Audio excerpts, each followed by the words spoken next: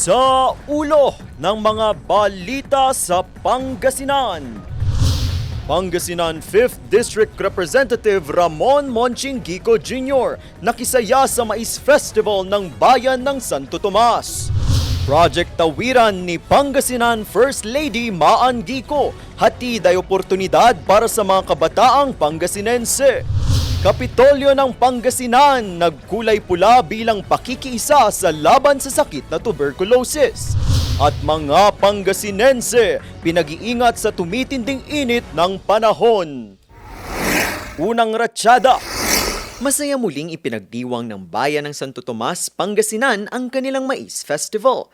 Dito'y bida ang mayaman nilang ani ng mais na itinuturing na one town, one product ng bayan. Isa sa mga inabangan ang sama-samang pag-iihaw ng mais ng mga residente at mga opisyal ng bayan sa kalsada. Isa nga sa mga nakisaya rito at game na game sa pagtikim ng inihaw na mais si Pangasinan 5th District Representative Ramon Monching Gico Jr. Mensahe niya sa mga taga Santo Tomas, pagkakaisa sa pagpapakilala ng kanilang produkto na itinuturing na ring pangunahing hanap buhay sa bayan. Tuloy-tuloy ang pag-ikot ng grupo ni Pangasinan First Lady Maan Tuazon Gico sa mga bayan ng Pangasinan para sa Project Tawiran para sa mga out-of-school youth. Isa sa mga nabisita ang bayan ng Umingan. Sa programang ito, tinuturuan at tinutulungang magbasa at magsulat ang mga batang hindi nakapag-aral dahil sa hirap ng buhay.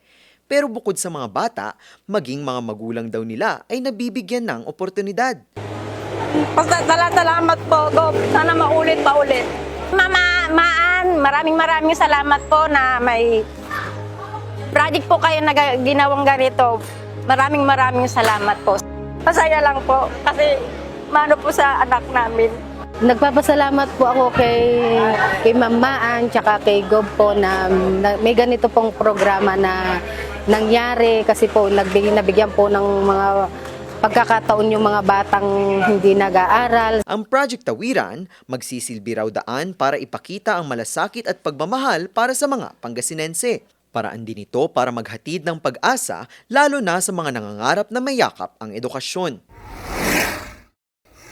Nagkulay pula ang Kapitolyo ng Pangasinan sa Lingayen bilang simbolo ng kanilang pakikiisa laban sa sakit na tuberculosis.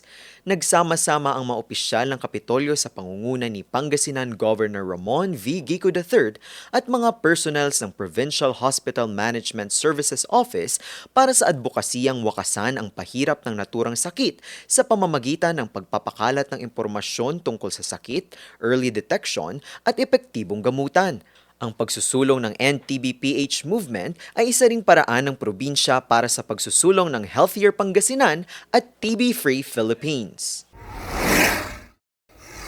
Sa opisyal na pagpasok ng panahon ng tag-init, pumapalo na sa probinsya ng Pangasinan ang 39 hanggang 41 degrees Celsius na heat index. Sa ganitong init ng panahon, mataas ang banta ng heat stroke at iba pang mga sakit. Patuloy na pinapaalalahanan ni Pangasinan Provincial Health Office ang mga residente na gawing prioridad ang kanilang mga kalusugan.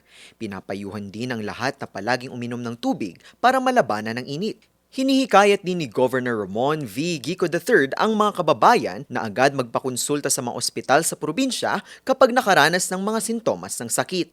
Kailangan din daw maging alerto ang lahat sa mga unang senyales ng heat stroke.